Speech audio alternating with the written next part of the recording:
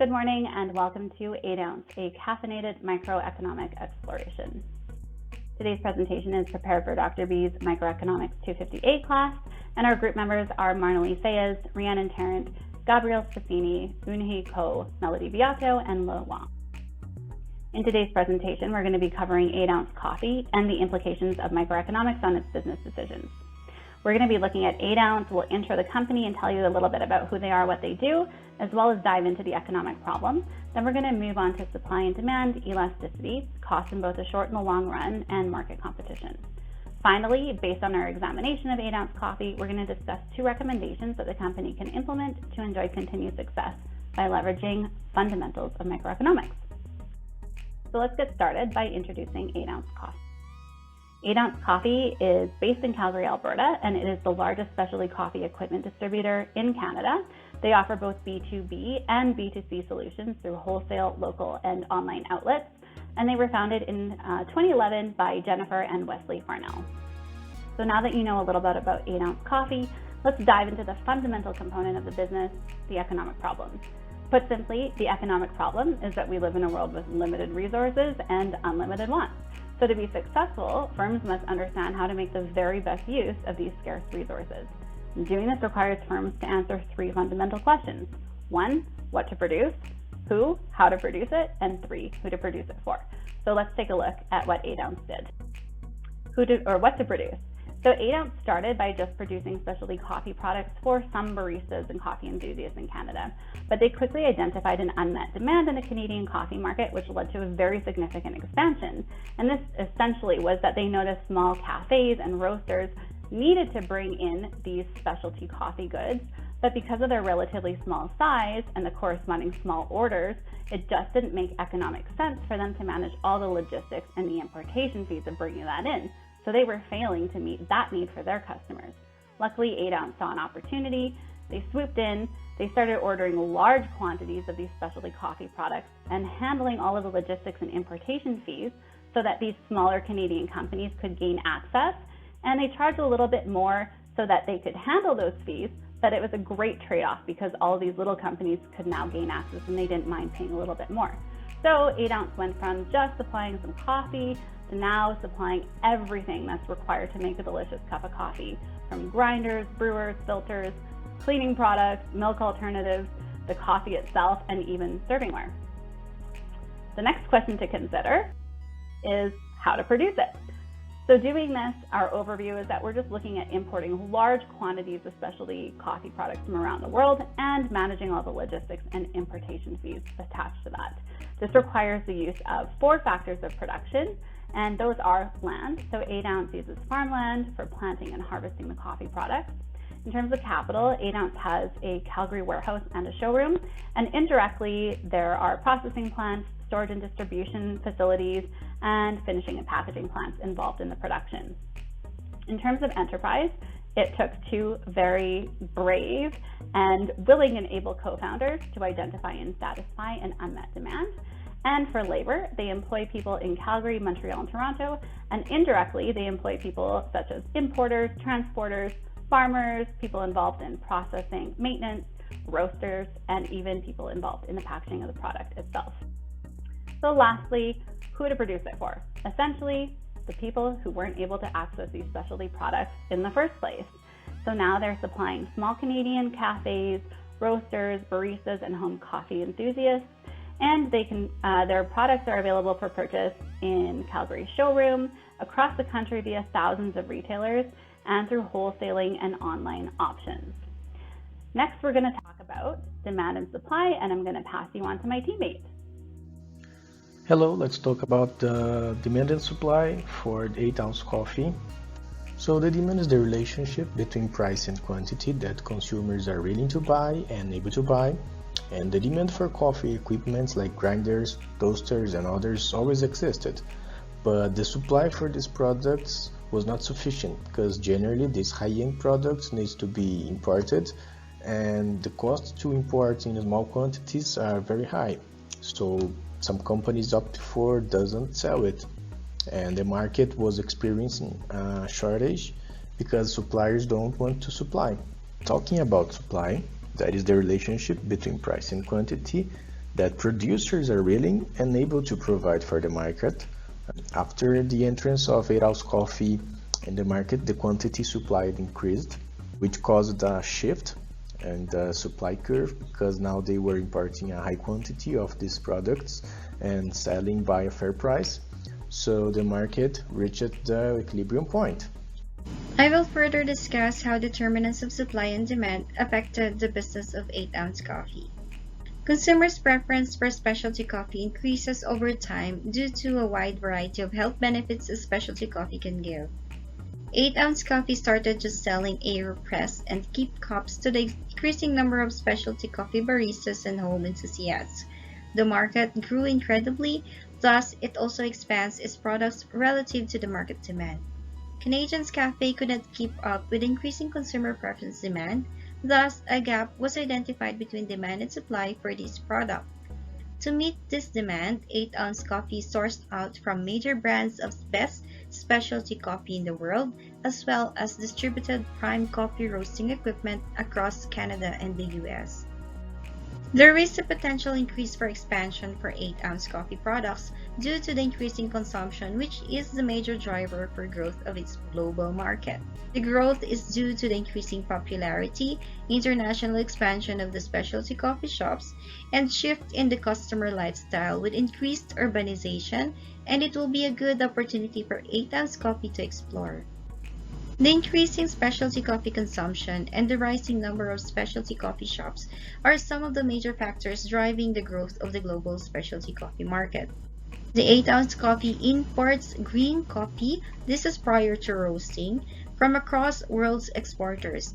Cost is lower than the roasted coffee due to the labor and time that go into roasting and added to the overall cost of production. Technology aids in producing more and higher quality output than in the past. Smoke-free roasters are also making an impact in the coffee industry, offering roasting companies, cafes, and a more environmental friendly option. Suppliers for this market will continue to increase. Based on end users, the global market is segmented into industrial, cafe, restaurants, hotel, athletes, and other. It is observed that the demand for coffee roaster, all of these groups, have increased over time. Elasticity. The price elasticity of demand is a very important question to 8-ounce coffee because it determines their price strategy. Our selected company, 8-ounce coffee, they sell many products. Today we focus on their key products, electric grinder. Substitutes their money. If you search electric grinder on Amazon, there are over 10,000 results. The price range from $100 to thousands. Income spent. I think it's high. The cheapest one will be $199. If you want to buy for a family, it will cost at least $300. Time scale, I think not much effect on our case. So elasticity of demand for electric grinder is high. 8-ounce coffee is founded and owned by Wesley and Jennifer Farner.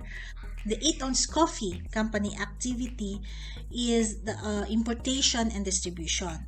As it was mentioned a while ago, the company brings in vast quantities of greatest quality coffee equipment as well as handling the importation and logistics allowed the best coffee brands to reach Canadian consumers.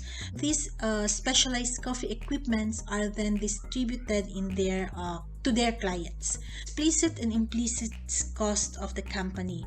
So first column is the summary of usual explicit costs of 8-ounce coffee, which are paid to their suppliers, employees, and landlord. So this consists of revenue less their inventory, sales and wages, rent expense, utilities, and depreciation expense. While their implicit cost includes opportunity cost and the time and effort spent of Wesley and Jennifer to the company. So this kind of costs are owners' resources that does not require an actual expenditure of money. And the last column is the economic profit, which comprise the revenue over and above all costs, including the normal profits. This is to summarize the difference of how economists and accountants view of profit of the company. So 8-ounce coffee is a functional type of company wherein their personnel is divided according to their functions. They have a single sales team, an admin team, a warehouse team, and so on. So in one department, everyone allocated to a specific role works together. Capable individuals master their fields and progress to the ranks as each department specializes. Having a division of labor in the company is very beneficial. It can match the best candidate to the greatest job, and it will increase dexterity attainment when a single worker concentrates in one single task. So in addition, the items or services they sell will improve because of the cross-departmental communication. So employees in 8-ounce coffee works on a variety of initiatives that allow them to expand and improve their knowledge and abilities. Looking into market competition. Based on our study, 8-ounce coffee may not belong to a monopolistic market. Because of the increasing demand of specialty coffee, suppliers for specialty coffee roasting machines and equipment also continue to increase. We have identified several competitors of 8-ounce coffee such as Caffeine, Bill & Sebastian, Coffee Addicts, and Pima. Products of these markets are differentiated and just a substantial autonomy of control over price. With the existing competition in the market, 8-ounce coffee have no control over the prices of the product, but rather would depend on the collective actions of thousands of businesses in the market. Hello, I'm Cole. Let's talk about cost in the long run. 8-ounce was born to offer Canadian cafes and roasters the high-end specialty coffee brands in better price. 8-ounce bring in large volume of the highest quality coffee equipment and taking care of the imports and logistics parts, and made it possible to get the best coffee brands into Canadians' hands. We can say their business started from the concept of economies of scale. They started their business with a 2,000 square feet warehouse. 6 months later, they had 6 employees and had run out of space. Now, 8-ounce has 35 staff doing their business out of 22,000 square feet in southeast of Calgary, and is about to lease another 6,000 square feet warehouse. Here we can connect their business expansion to returns to scale. Output more than doubles when all inputs are doubled, and by expanding their warehouse and employing more people, their fixed cost is much higher and their output also got doubled or way bigger. To conclude our presentation, we turn to the basic rule of business, which is to maximize profit. And we asked ourselves, how can 8-ounce coffee maximize its economic output? Based on our analysis, we have 4 recommendations. Our first recommendation is to leverage its specialty coffee niche by diversifying its products and even offering services that meet its target consumers' needs.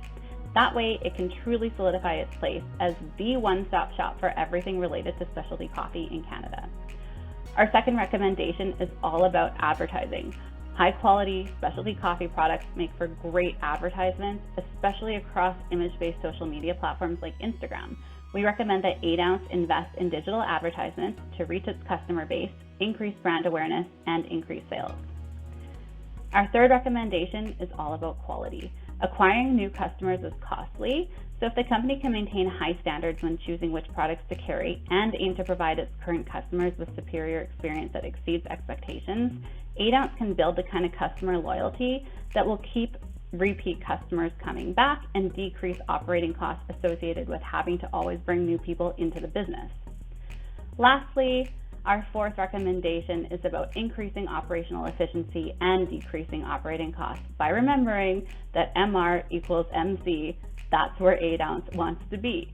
In other words, 8-ounce should ensure that their vendors are offering the very best prices and maybe even giving them some breaks on shipping. They should also examine their inventory system and ensure that it's the best fit for the way they operate their business. And lastly, they should consider investing in employee training and workplace cohesion tactics that maximize labor efficiency. Thank you very much for taking the time to watch our presentation. We hope that you enjoyed it.